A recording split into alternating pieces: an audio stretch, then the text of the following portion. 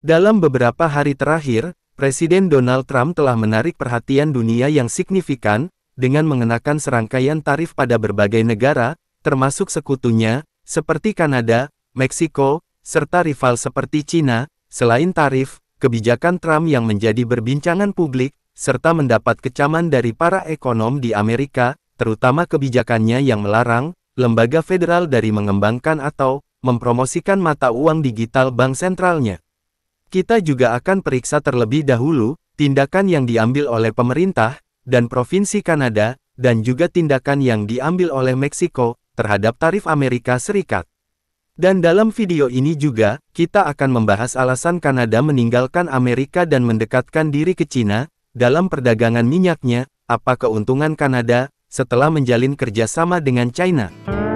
Menteri Keuangan Scott Bessent mengusulkan penerapan bertahap, dimulai pada 2,5% untuk negara-negara tertentu, karena berbagai keluhan termasuk ketidakseimbangan perdagangan, masalah migrasi, dan konflik geopolitik. Usulan tarif ini telah menimbulkan reaksi keras dari negara-negara yang terkena dampak. Misalnya pejabat Kanada telah menyatakan penentangan keras terhadap tarif Amerika Serikat, dan Perdana Menteri Justin Trudeau yang menyatakan bahwa warga Amerika menyadari tarif Trump terhadap Kanada akan membuat hidup menjadi jauh lebih mahal. Perdana Menteri Ontario Doug telah mengancam akan memangkas ekspor listrik ke Amerika Serikat sebagai balasan terhadap tarif Trump. We will go to full extent, depending how far this goes. We will go to the extent of cutting off their energy, going down to Michigan, going down to New York State, and over to Wisconsin. México no quiere confrontación. Presiden Meksiko Claudia menyatakan bahwa tarif tidak akan menyelesaikan masalah imigrasi. Tanggapan ini menyoroti potensi meningkatnya ketegangan perdagangan dan kemungkinan tindakan pembalasan yang dapat mengganggu hubungan ekonomi yang sudah terjalin.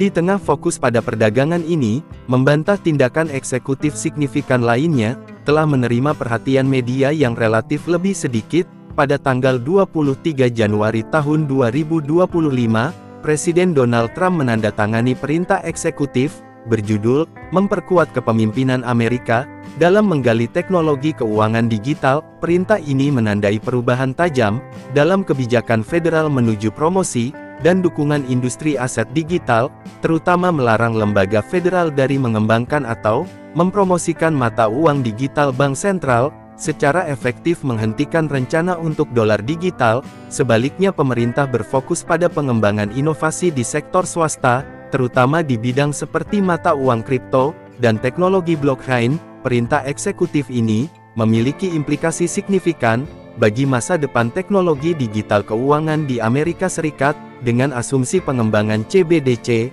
Amerika Serikat mungkin menjadi lahan pembibitan bagi negara-negara lain, seperti Cina, dan anggota Uni Eropa, yang secara aktif mengembangkan mata uang digital mereka sendiri.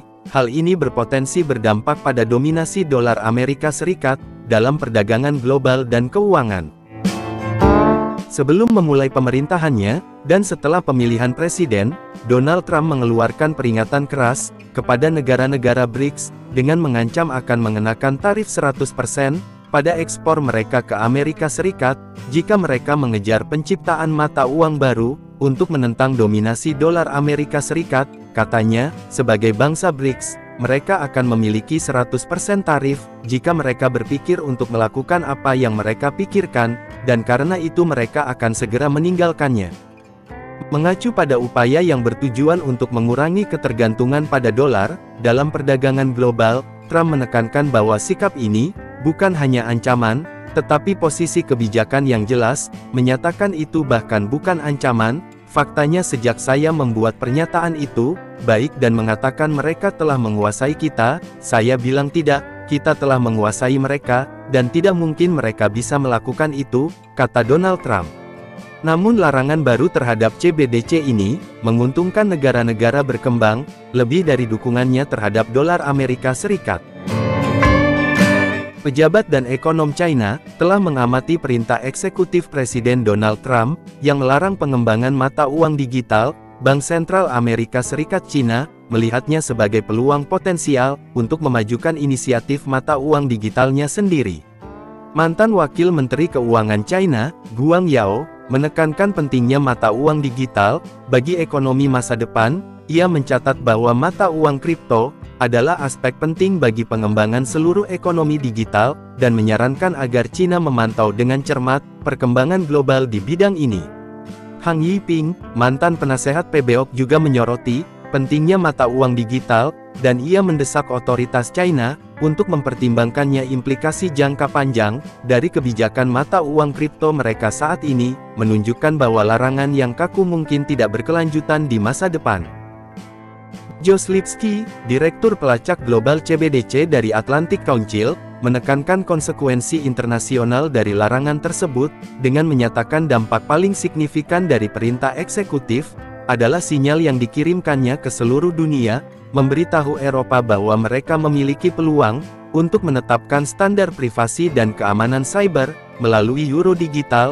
Ia juga mencatat bahwa China dapat memanfaatkan peluang ini untuk memposisikan dirinya sebagai pemimpin dalam teknologi mata uang digital, yang berpotensi mempengaruhi negara lain untuk mengikuti langkahnya. Vincent Arnold, seorang peneliti di Program Stabilitas Keuangan, mengkritik larangan tersebut sebagai sesuatu yang picik. Ia menganjurkan pengembangan CBDC lintas batas, atau dolar digital lepas pantai, untuk mempertahankan status internasional dolar Amerika Serikat, dan meningkatkan stabilitas keuangan global. Arnold berpendapat bahwa meskipun stablecoin menawarkan manfaat tertentu, stablecoin tidak dapat sepenuhnya menggantikan uang bank sentral, dan CBDC Amerika Serikat akan memberikan cara yang lebih aman dan efektif untuk memfasilitasi transaksi internasional. Bank Sentral Eropa, ECB, telah menafsirkan larangan Amerika Serikat sebagai katalis mempercepat digitalnya sendiri. Anggota Dewan ECB, Piero Cipollone, menyoroti implikasi kompetitif yang menunjukkan bahwa dukungan Amerika Serikat terhadap stablecoin yang didukung dolar dapat menarik lebih banyak pelanggan dan melemahkan Bank Eropa. Ia berpendapat bahwa euro digital sangat penting untuk mempertahankan relevansi lembaga keuangan Eropa dalam menghadapi inisiatif mata uang digital global yang berkembang. Kritikus memperingatkan larangan Amerika Serikat terhadap pengembangan CBDC secara tidak sengaja dapat mempercepat upaya dolarisasi global. Dengan tidak melakukan inovasi, CBDC Amerika Serikat beresiko menanamkan kepemimpinan dalam menetapkan standar mata uang digital internasional yang berpotensi mengurangi dominasi dolar di pasar global dari waktu ke waktu. Dalam video ini saya menganalisis dampak dari keputusan ini terhadap dolar Amerika Serikat dan ekonomi, karena larangan CBDC dapat berdampak besar pada posisi dolar secara global. Kita akan melihat lebih dekat pada konsekuensi potensialnya. Selain itu, kita juga akan memeriksa perintah eksekutif lain yang dikeluarkan oleh Presiden Donald Trump yang telah menghadapi reaksi keras dan dapat semakin mengganggu stabilitas ekonomi. Memahami mata uang digital, Bank Sentral CBDC adalah versi digital dari mata uang kedaulatan suatu negara yang diterbitkan dan diatur oleh bank sentralnya, tidak seperti mata uang kripto yang terdesentralisasi seperti Bitcoin. CBDC tersentralisasi yang mewakili klaim langsung pada bank sentral yang menerbitkannya. Sentralisasi ini memastikan stabilitas dan mengurangi volatilitas. Tujuan utama CBDC adalah untuk meningkatkan inklusi keuangan, merampingkan sistem pembayaran, dan menyediakan media transaksi yang aman dan efisien. Dalam ekonomi digital, CBDC dapat diakses melalui dompet digital dan diakui sebagai alat pembayaran yang sah, sehingga memastikan bahwa CBDC adalah media pembayaran resmi di negara tersebut. Dirancang agar dapat saling beroperasi dengan sistem keuangan yang ada, fasilitasi integrasi yang lancar, dan penggunaan yang luas. Protokol keamanan yang kuat melindungi dari penipuan dan serangan dunia maya, menjaga kepercayaan dan keandalan dalam mata uang digital. ECNY, atau Electronic China Digital Yuan, China memimpin pengembangan CBDC dengan ECNY Digital, yang diluncurkan oleh Bank Rakyat China. Pada bulan April tahun 2021, setelah program percontohan yang ekstensif di kota-kota besar, pada bulan Januari tahun 2025, Yuan telah diadopsi secara luas menjadi bagian integral dari ekosistem keuangan China, dan menunjukkan komitmen pemerintah untuk memajukan teknologi keuangan digital. Pada bulan Januari tahun 2025, yuan digital memiliki lebih dari 1 miliar pengguna aktif, yang merupakan sekitar 70% dari populasi China. Transaksi harian rata-rata 500 juta, transfer ECNY dengan nilai transaksi bulanan melebihi 50 triliun dolar Amerika Serikat, adopsi pedagang kuat dengan 80% jumlah pengencer dan penyedia layanan perkotaan, yang menerima integrasi dengan platform pembayaran utama seperti Alipay dan WeChat Pay, telah secara signifikan mendorong adopsi di antara konsumen dan bisnis. PBOK digital beroperasi pada sistem 2 tingkat, yang meningkatkan efisiensi dan keamanan. PBOK menerbitkan ECNY komersial yang mendistribusikannya untuk pengguna akhir melalui rekening bank atau dompet digital. Sistem ini mempertahankan kontrol bank sentral atas penerbitan, sambil memanfaatkan infrastruktur perbankan yang ada untuk distribusi pembayaran elektronik mata uang digital atau kerangka CNY, memastikan transaksi yang aman dan efisien. Fitur utama meliputi fungsionalitas menggunakan Bluetooth dan NFC yang memungkinkan transaksi tanpa konektivitas internet atau uang yang dapat diprogram, yang memungkinkan kontrak pintar dan transaksi bersyarat. Fitur-fitur ini memperluas fungsionalitas dan mendorong inovasi dalam layanan keuangan. China telah menerapkan kebijakan komprehensif yang mengatur privasi pengguna digital dengan pengawasan peraturan untuk mencegah aktivitas terlarang, perlindungan privasi, melindungi data pengguna sambil mendorong inovasi dalam layanan keuangan, memungkinkan pemerintah untuk memantau transaksi. Untuk kepatuhan hukum ECNY selaras dengan kebijakan moneter nasional, meningkatkan stabilitas keuangan dengan menyediakan data waktu nyata, dan memungkinkan intervensi langsung. Bank Sentral China juga mempromosikan yuan digital dalam transaksi lintas batas, yang meningkatkan inisiatif penggunaan global yuan, termasuk strategis kemitraan dan perjanjian internasional. Strategi China untuk menginternasionalkan mata uang yuan melalui pasar digital, mencakup perjanjian perdagangan bilateral, dan pertukaran mata uang. Pada tahun 2024, China telah membuat perjanjian pertukaran mata uang dengan 15 negara, termasuk Argentina, Brazil, Kanada, dan Inggris. Perjanjian ini memfasilitasi konversi langsung antara mata uang lokal dan euro melewati dolar Amerika Serikat, dan mengurangi perannya dalam perdagangan internasional. China telah mendirikan pusat-pusat yuan lepas pantai di Hong Kong, Singapura, dan London, yang mendukung transaksi euro dan meningkatkan likuiditas yuan. Status dolar Amerika Serikat ditantang karena yuan digital mendapatkan daya tarik.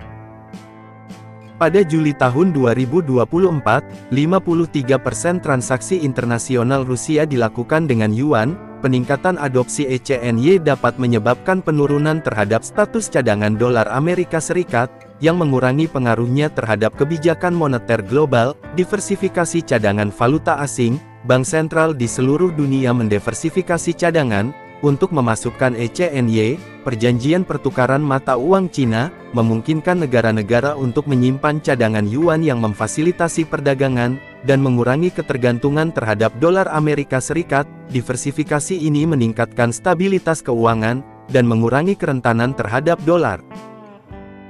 Fluktuasi ekonomi yang berpusat pada dolar Amerika Serikat berdampak pada pengaruh dan kebijakan ekonomi Amerika Serikat. Peran dominan dolar Amerika Serikat memberi Amerika kekuatan ekonomi dan geopolitik yang signifikan.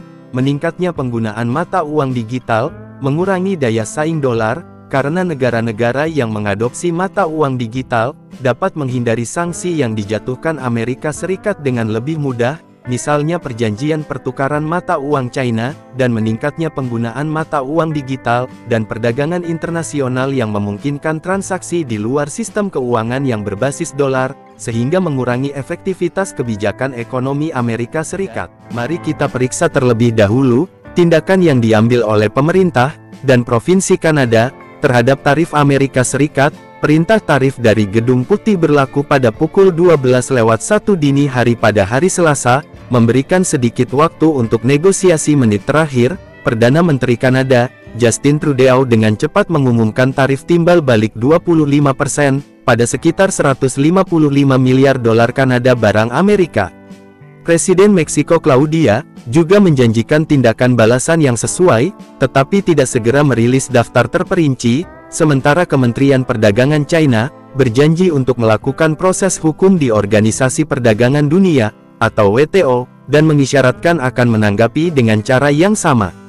Meskipun hingga Minggu belum menentukan tarif baru, Justin Trudeau mengutip sejarah panjang kerjasama keamanan dan militer Kanada dengan Amerika Serikat, mengutuk langkah tersebut dan mendesak warga Kanada untuk mendukung produk lokal dan mempertimbangkan kembali perjalanan ke tujuan-tujuan Amerika. Sementara itu, pejabat Meksiko menolak pernyataan pemerintahan Donald Trump bahwa Meksiko belum melakukan cukup banyak hal untuk mencegah aliran obat-obatan terlarang, dengan menunjuk pada pentingnya kerjasama bilateral dalam menangani krisis fentanil. Kedua negara memperingatkan bahwa jika tarif berlanjut selama beberapa bulan, ekonomi mereka dapat menghadapi gangguan yang signifikan, resiko yang tercermin di Amerika Serikat, juga sebagai tambahan terhadap rencana pemerintah federal.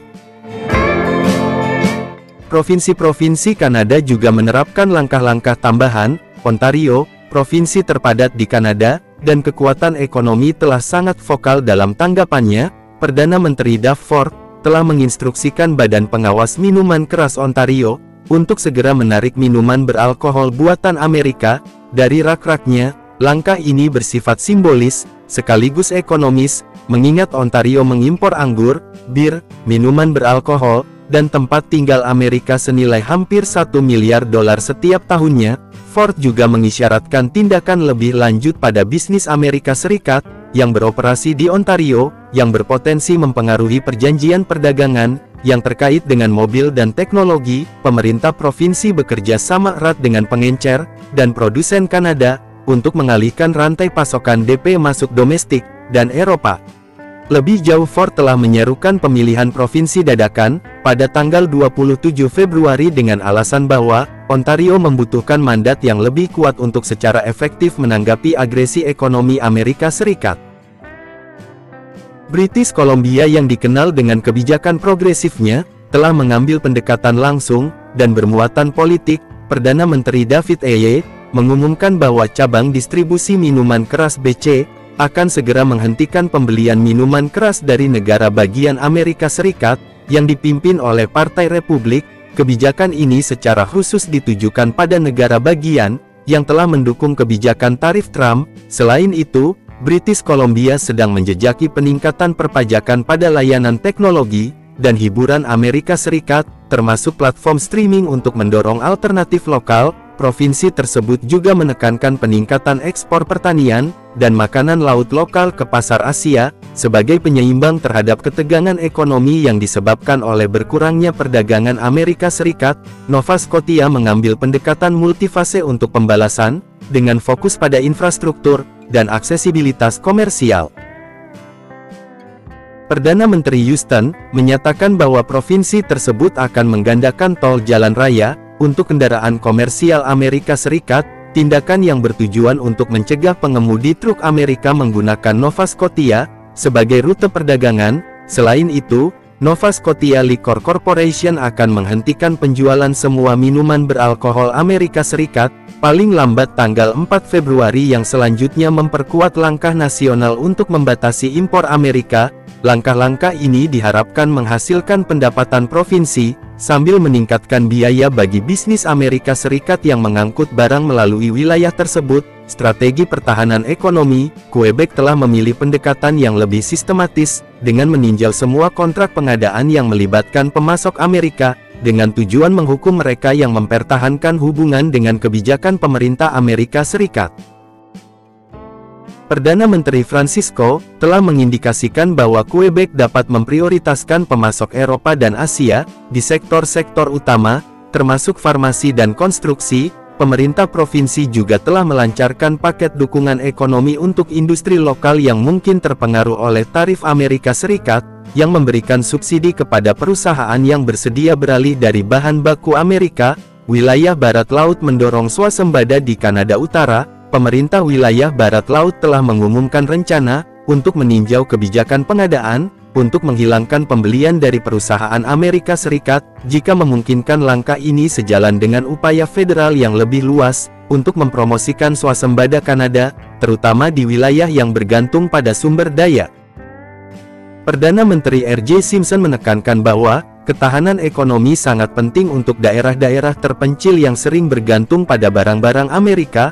Untuk persediaan penting, daerah tersebut juga berupaya untuk memperkuat hubungan dagang dengan bisnis-bisnis dan bangsa-bangsa Arktik, yang selanjutnya mendiversifikasikan jaringan kerja ekonominya. Langkah-langkah provinsi ini melengkapi rencana pemerintah federal yang lebih luas untuk mengenakan tarif 25% pada barang-barang Amerika Serikat senilai miliaran, yang akan mulai berlaku pada tanggal 4 Februari tahun 2025. Tahap awal mencakup 30 miliar, dalam impor menargetkan produk-produk konsumen seperti minuman, kosmetik, dan barang-barang kertas, sementara provinsi-provinsi telah mengambil tindakan-tindakan independen, yang disesuaikan dengan kebutuhan ekonomi mereka. Mereka tetap selaras dengan strategi lengkung menyeluruh Ottawa, untuk menekan Washington agar mempertimbangkan kembali kebijakan-kebijakan perdagangannya. Perang dagang yang sedang berlangsung ini membentuk kembali kebijakan-kebijakan ekonomi domestik dan internasional, karena ada dengan konsekuensi jangka panjang bagi industri dan konsumen di kedua sisi perbatasan, dengan posisi-posisi yang menerapkan berbagai strategi dari larangan produk langsung, hingga biaya-biaya yang terkait dengan infrastruktur. Dampak keseluruhan pada hubungan dagang Amerika Serikat-Kanada masih belum pasti, tetapi kemungkinan akan sangat mendalam.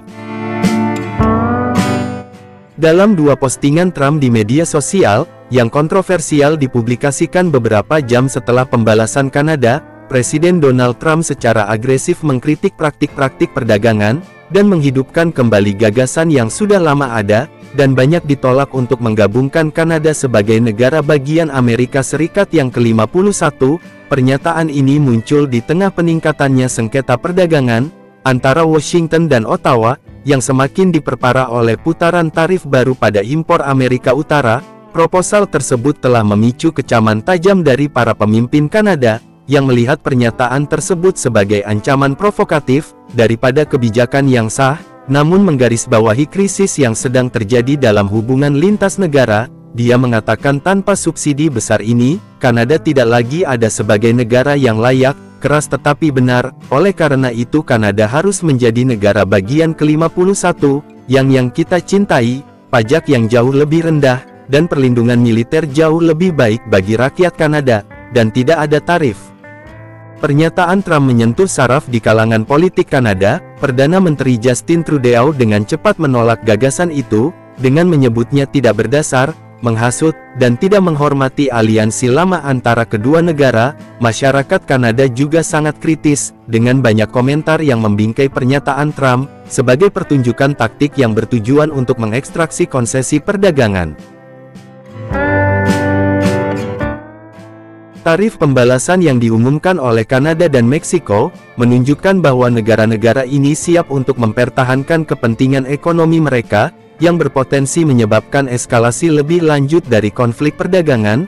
Ekonom memperingatkan bahwa meningkatnya ketegangan perdagangan ini dapat menyebabkan harga konsumen yang lebih tinggi, rantai pasokan terganggu, dan potensi perlambatan ekonomi di negara-negara yang terlibat situasi masih belum pasti, dengan kemungkinan tindakan pembalasan lebih lanjut yang berkontribusi pada konflik perdagangan yang semakin intensif. Dalam tindakan lanjut, Trump mengancam apa yang disebutnya lobi tarif, yang melibatkan entitas globalisasi lainnya. Dalam sebuah kampanyenya, Trump menuduh Kanada, Meksiko, dan China merampok Amerika Serikat selama beberapa dekade, melalui defisit perdagangan yang tidak menguntungkan, kurangnya pencegahan kejahatan, dan aliran obat-obatan berbahaya yang tidak terkendali, mendesak produsen untuk memindahkan produksi ke Amerika Serikat untuk menghindari tarif.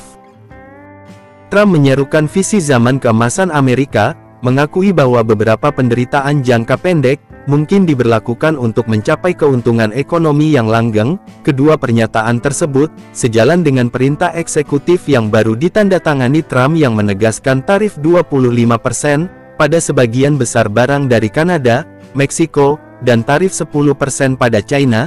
Tindakan tersebut memicu tindakan balasan dari ketiga negara tersebut, yang selanjutnya mengobarkan ketegangan. Di tengah ketegangan ini, Presiden Trump mengatakan Kanada harus masuk negara bagian ke-51 Amerika Serikat, agar aman dari tarif. Dorongan baru atau sandiwara politik, sementara referensi untuk menjadikan Kanada negara bagian ke-51 telah muncul secara lucu dalam budaya politik selama beberapa dekade. Jarang melihat konsep itu dilontarkan secara serius oleh Presiden Amerika yang sedang menjabat. Kritikus menyebutnya sandiwara politik yang cocok dengan audiens domestik tertentu, tapi tidak memiliki kewajaran hukum atau diplomatik yang nyata. Meskipun demikian, eskalasi baru-baru ini, baik dalam retorika yang agresif, telah membuat saran itu lebih mengkhawatirkan dari sebelumnya. Para ahli hukum mencatat bahwa setiap upaya aneksasi akan memerlukan langkah-langkah yang luar biasa dan hampir mustahil, termasuk amandemen konstitusi atau pendefinisian ulang hukum internasional yang signifikan. Para pemimpin Kanada juga menekankan bahwa kedaulatan negara mereka tidak dapat dinegosiasikan. Dalam tanggapan yang dituju, Perdana Menteri Trudeau mengatakan, warga Kanada telah berjuang dan bekerja bersama orang Amerika selama berabad-abad, tetapi kami tetap menjadi negara berdaulat yang independen, dan itu tidak akan mengubah sengketa perdagangan. Pada awal Februari tahun 2025, ketegangan perdagangan antara Amerika Serikat dan Kanada meningkat, menyusul pengumuman Presiden Donald Trump tentang tarif yang signifikan, dengan alasan kekhawatiran atas imigran ilegal dan masuknya fentanyl ke Amerika. Trump mengumumkan tarif 25% untuk semua impor Kanada, dengan pengurangan tarif 10% khususnya pada produk energi Kanada. Langkah-langkah ini sudah mulai berlaku sejak tanggal 4 Februari tahun 2025. Sebagai tanggapan, Perdana Menteri Kanada Justin Trudeau mengumumkan tarif pembalasan yang mengenakan bea masuk 25% pada barang Amerika Serikat senilai $30 miliar mulai tanggal 4 Februari untuk memperluas tarif ini ke barang Amerika Serikat, tambahan senilai $125 miliar. Setelah konsultasi publik selama 21 hari, produk yang ditargetkan termasuk bir, anggur, buah, jus, pakaian, peralatan olahraga, dan peralatan rumah tangga. Setelah diskusi antara Trump dan Trudeau, dicapai kesepakatan untuk menunda penerapan tarif ini selama 30 hari. Kanada berkomitmen untuk meningkatkan langkah-langkah keamanan perbatasan, termasuk menunjuk Tsar Fentanyl, dan berkolaborasi dalam pasukan gabungan Amerika Serikat untuk memerangi narkoba. Perdagangan konsesi ini, beberapa di antaranya telah diumumkan sebelumnya, menyebabkan reaksi beragam di Kanada. Meskipun ada jeda sementara, kekhawatiran terus berlanjut tentang dampak ekonomi potensial dari tarif yang diusulkan. Ekonom memperingatkan bahwa tindakan tersebut dapat meningkatkan harga konsumen, mengganggu rantai pasokan, dan membebani hubungan perdagangan lama antara Amerika dan Kanada. Situasi tetap cair dengan kedua negara terlibat dalam negosiasi untuk menemukan resolusi yang lebih permanen sebelum batas waktu. Perkembangan terakhir menunjukkan bahwa Kanada sedang menyesuaikan strategi ekspor minyaknya sebagai respon terhadap dinamika perdagangan yang berkembang dengan Amerika Serikat dan meningkatnya permintaan dari pasar Asia, terutama China. Industri minyak Kanada, operator pipa Kanada Trans Mountain, mengantisipasi peningkatan minat pada sistem pipanya, terutama jika tarif Amerika Serikat diterapkan. Pipa Trans Mountain yang dapat mengangkut hingga 890.000 barel per hari, dari Alberta ke pantai Pasifik Kanada, telah beroperasi pada kapasitas sekitar 80%. Perusahaan memperkirakan bahwa tarif akan menyebabkan peningkatan pengiriman ke Asia, terutama China, karena eksportir mencari pasar alternatif. Perluasan pipa Trans Mountain yang mulai beroperasi pada Mei tahun 2024, telah melipat gandakan aliran minyak mentah dari Alberta ke pantai Pasifik Kanada, mencapai kapasitas 890.000 barel per hari. Perluasan ini memberi produsen Kanada akses yang lebih besar ke pasar Asia, mengurangi ketergantungan pada Amerika Serikat. Dalam beberapa bulan terakhir, penyuling utama di China, Jepang, Korea Selatan, dan Brunei telah membeli carros dari jaringan pipa diperluas. Misalnya pada September tahun 2024, penyuling swasta China Rangang Prochemical mengamankan beberapa kargo minyak mentah Kanada. Strategis Kanada menuju Asia didorong oleh beberapa faktor diversifikasi pasar, mengurangi ketergantungan pada pasar Amerika Serikat, memitigasi resiko yang terkait dengan sengketa perdagangan dan pengenaan tarif, penyelarasan permintaan negara-negara Asia, Khususnya China memiliki permintaan yang meningkat untuk minyak mentah, yang selaras dengan penawaran ekspor Kanada. Manfaat ekonomi mengakses pasar permintaan tinggi di Asia, menghadirkan peluang bagi produsen Kanada untuk mencapai harga yang lebih baik dan memperluas basis pelanggan mereka. Meskipun ada upaya Kanada untuk memposisikan dirinya sebagai pemimpin dalam aksi iklim, termasuk menerapkan pajak karbon nasional, negara terus berinvestasi besar-besaran dalam proyek ekstraksi minyak. Pipa Trans Mountain telah menjadi lambang kontradiksi, ini karena memfasilitasi peningkatan ekspor minyak ke pasar global, khususnya China.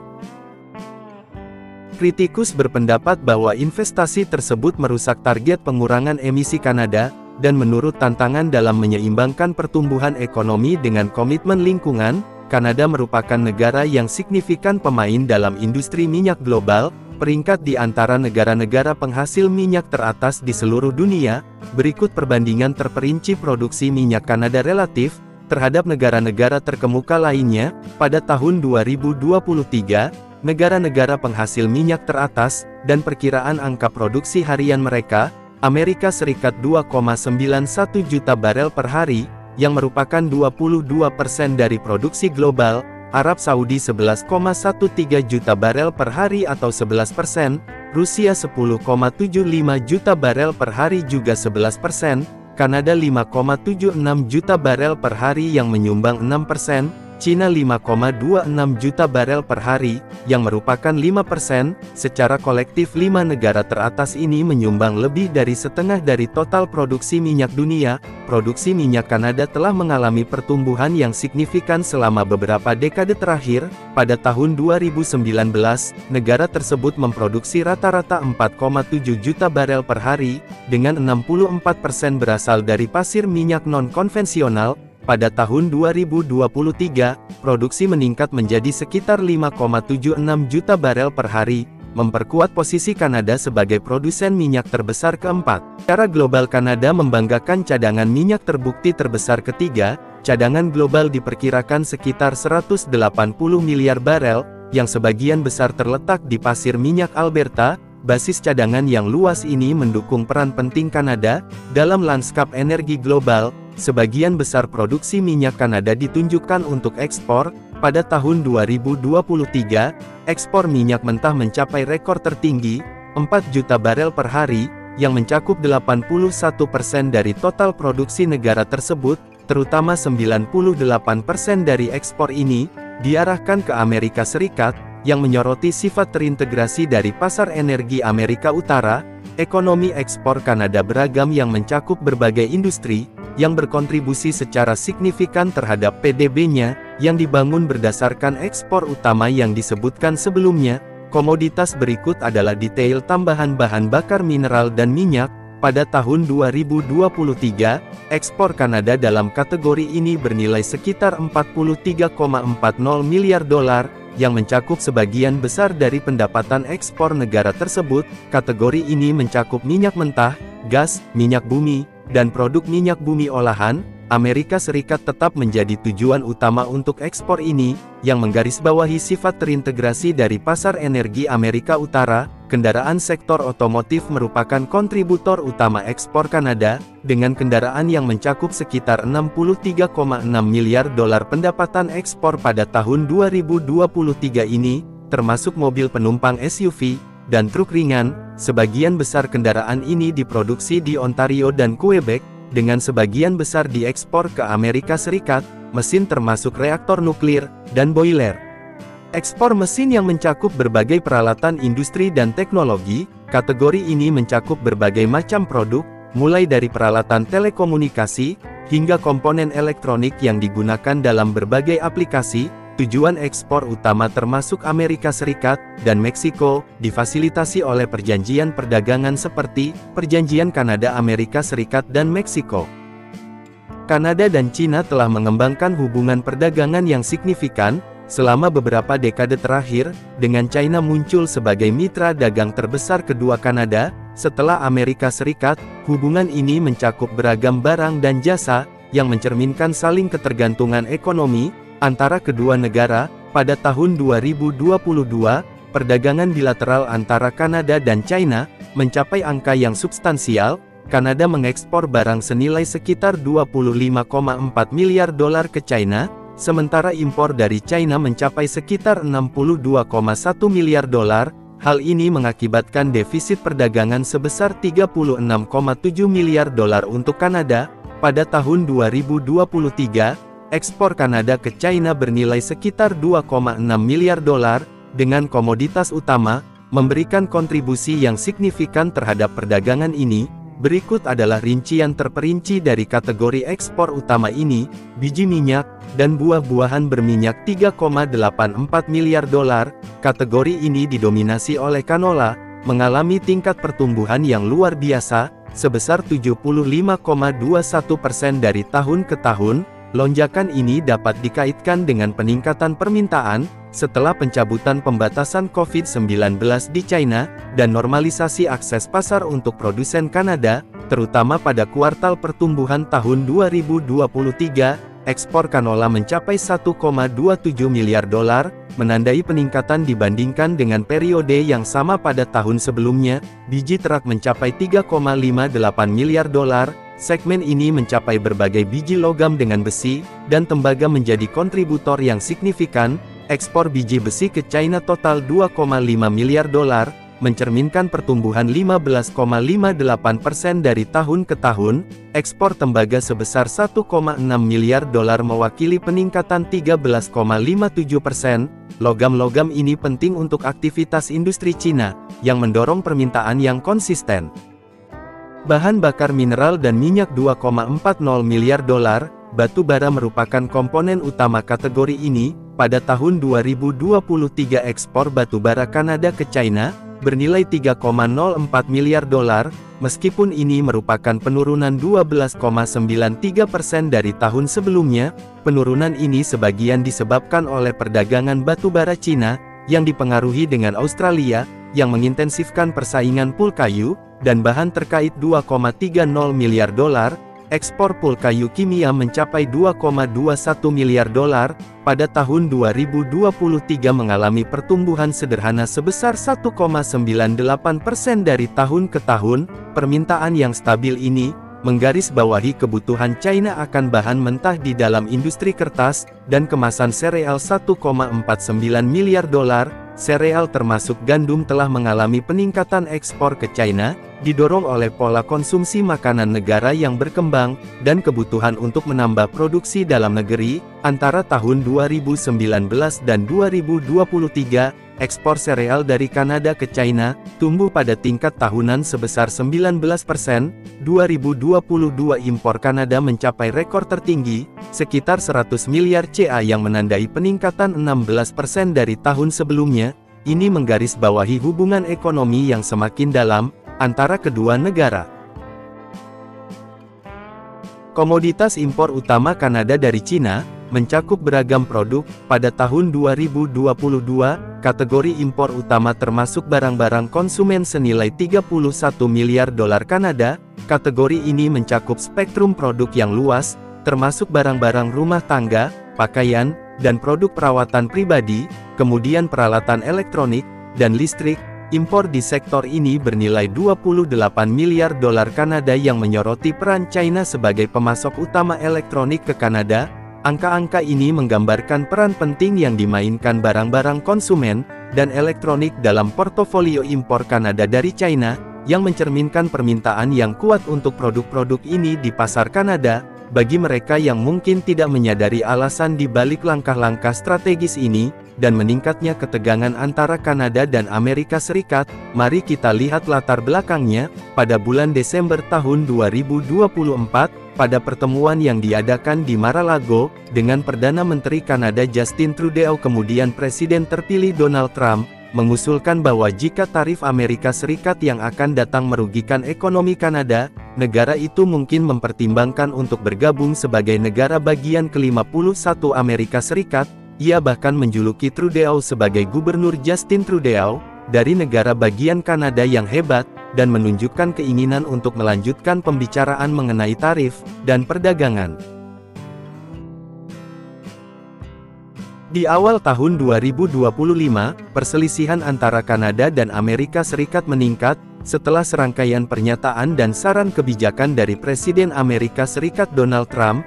Inti dari perdebatan tersebut adalah, usulan Presiden Trump bahwa Kanada harus mempertimbangkan kenegaraan sebagai anggota ke-51 Amerika Serikat, dan menegakkan tarif yang besar oleh pemerintahannya pada produk-produk Kanada. Selama konferensi pers di Mar-a-Lago pada tanggal 7 Januari tahun 2025, ketika ditanya apakah Perdana Menteri Kanada Justin Trudeau dapat menawarkan solusi untuk menghindari tarif yang menjulang, Presiden Trump menjawab, "Apa yang ingin saya lihat Kanada menjadi negara bagian ke-51, kita lebih jauh memperkuat pandangan ini." Presiden Trump di media sosialnya menyatakan, "Kami membayar ratusan miliar dolar untuk mensubsidi Kanada. Mengapa tidak ada alasan kami tidak membutuhkan apapun yang mereka miliki?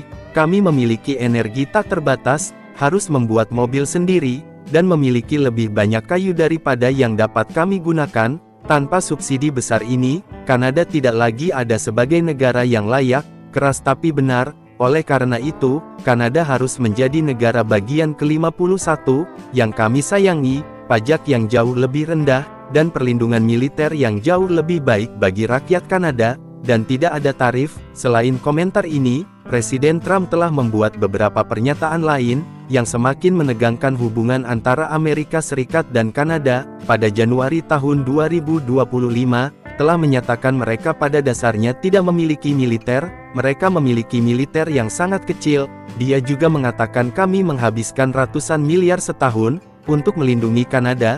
Terlebih lagi Trump mengkritik Kanada karena dugaan larangannya terhadap Bank Amerika Serikat, menanyakan apa itu semua tentang pernyataan ini, bertepatan dengan keputusan pemerintahnya untuk mengenakan tarif 25% barang Kanada, dengan pengurangan tarif 10% pada ekspor energi.